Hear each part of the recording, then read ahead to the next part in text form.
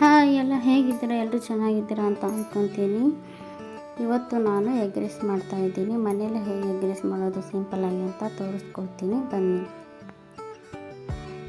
ನಾವಿಲ್ಲಿ ಫಸ್ಟ್ ಒಂದು ಬಾಣಲೆನ ಇಟ್ಕೊಂಡು ಅದರೊಳಗೆ ಸ್ವಲ್ಪ ಎಣ್ಣೆ ಹಾಕ್ಕೋಬೇಕು. ಎಣ್ಣೆ ಹಾಕೊಂಡ ನಂತರ ನಾವಿಲ್ಲಿ ಹಸಿರು ಮೆಣಸಿನ್ಕಾಯಿನ ಹೆಚ್ಚಿಟ್ಕೊಂಡಿದ್ದೆ, ಹಸಿರು ಮೆಣಸಿನ್ಕಾಯಿನ ಹಾಕೋಣ. ಅದ ನಂತರ ಅದೆಲ್ಲ ಸ್ವಲ್ಪ ಚಟಪಟ ಆದ ನಂತರ ಈರುಳ್ಳಿನ ಕಟ್ ಮಾಡ್ಕೊಂಡಿದ್ದೆ, ಈರುಳ್ಳಿನ ಹಾಕೋಣ. ಈರುಳ್ಳಿನ ಹಾಕಿಬಿಟ್ಟು ಒಂದು ಸ್ವಲ್ಪ ಫ್ರೈ ಆಗೋವರೆಗೂ ಹುರ್ಕೊಳ್ಳೋಣ. ಸ್ವಲ್ಪನೇ ಫ್ರೈ ಆದರೆ ಸಾಕು, ಜಾಸ್ತಿ ಫ್ರೈ ಆಗೋದೇನು ಬೇಡ. ಸ್ವಲ್ಪ ಕಂದು ಬಣ್ಣ ಬರೋವರೆಗೂ ನಾವಿಲ್ಲಿ ಫ್ರೈ ಮಾಡ್ಕೊಳ್ಳೋಣ.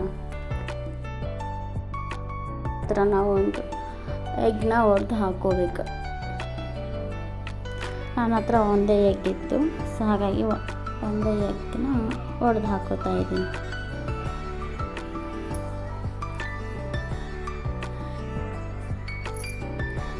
ಮೀಡಿಯಮ್ ಫ್ಲೇಮ್ನಲ್ಲಿ ಒಲೆನ ಉರಿಸಿ, ಇಲ್ಲಾಂದರೆ ಬೇಗನೆ ಸೀದೋಗ್ಬಿಡುತ್ತೆ.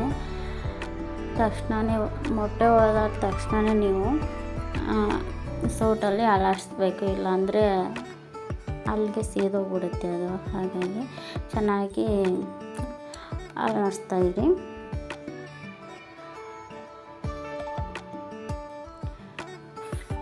ಇದು ಯಾವುದೇ ಥರ ಕೆಮಿಕಲ್ ಹಾಕ್ತೇನೆ ಮಾಡ್ತಿರೋಂಥ ಎಗ್ ರೈಸು, ತುಂಬ ಟೇಸ್ಟಿಯಾಗಿ ಇರುತ್ತೆ. ಇದು ನೀವು ಮನೆಯಲ್ಲಿ ಮಾಡ್ಕೊಂಡು ತಿನ್ನಿ, ಟೇಸ್ಟಿಯಾಗಿತ್ತು ಅಂತ ಹೇಳಿ. ಸ್ವಲ್ಪ ಮಸಾಲೆನ ಹಾಕೋಣ, ಮಸಾಲೆ ಪೌಡ್ರು, ಸ್ವಲ್ಪ ಅರಿಶಿನ ಹಾಕಿ, ಸ್ವಲ್ಪ ಹಾಕಿ, ಜಾಸ್ತಿ ಹಾಕಬೇಡಿ ಅರಿಶಿನ.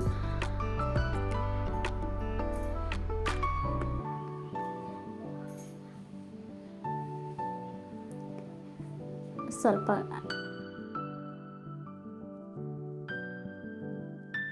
ರುಚಿಗೆ ತಕ್ಕಷ್ಟು ಮಾತ್ರ ಹಾಕು. ಒಂದು ರೈಸ್ನ ಹಾಕ್ಕೊಂಡು, ರೈಸ್ ಹಾಕಿದ್ಮೇಲೆ ನಿಮಗೆ ಖಾರ ಹಾಕ್ಕೊಳ್ಳಿ. ಯಾಕೆ ಈ ಥರ ಮೇಲೆ ಖಾರ ಹಾಕ್ತಿದ್ದೀನಿ ಅಂದರೆ ಅದು ಟೇಸ್ಟ್ ಬರುತ್ತೆ ತಿನ್ನುವಾಗ. ಹಾಗಾಗಿ ನಾನು ಮೇಲ್ಗಡೆನ ಹಾಕ್ಕೊಳ್ತೀನಿ ಯಾವಾಗಲೂ ಮಾಡಿದ್ರು. ಆನಂತರ ನೀವು ಚೆನ್ನಾಗಿ ಊರಿನ ಸ್ವಲ್ಪ ಜಾಸ್ತಿ ಇಟ್ಬಿಟ್ಟು ಕೈಯಾಡಿಸ್ಕೊಳ್ಳಿ, ಮಿಕ್ಸ್ ಮಾಡ್ಕೊಳ್ಳಿ. ಜಾಸ್ತಿನೇ ಉರಿ ಇರಬೇಕು, ಯಾಕಂದರೆ ಎಲ್ಲ ಕಡೆ ಅದು ಅನ್ನಕ್ಕೆಲ್ಲ ಹಾಕ್ಕೋಬೇಕಾದ್ರೆ ಜಾಸ್ತಿನೇ ಉರಿ ಇರಬೇಕು. ನೋಡಿ, ನಾನು ಅಷ್ಟು ಚೆನ್ನಾಗಿ ಇಲ್ಲಿ ಮಿಕ್ಸ್ ಮಾಡ್ಕೊಂಡಿದ್ದೀನಿ. ತುಂಬ ಚೆನ್ನಾಗಿ ಕಾಣಿಸ್ತಿದೆ, ಅಷ್ಟೇ ಟೇಸ್ಟಿಯಾಗೂ ಇರುತ್ತೆ. ನಿಮ್ಮ ಮನೆಯಲ್ಲೂ ಎಲ್ರಿಗೂ ಮಾಡಿಕೊಡಿ, ತುಂಬ ಟೇಸ್ಟಿಯಾಗಿರುತ್ತೆ. ಎಲ್ಲರೂ ಇಷ್ಟಪಡ್ತಾರೆ, ಮತ್ತೆ ಮಾಡಿಸ್ಕೊಂಡು ಕೂಡ ತಿಂತಿರ್ತಾರೆ.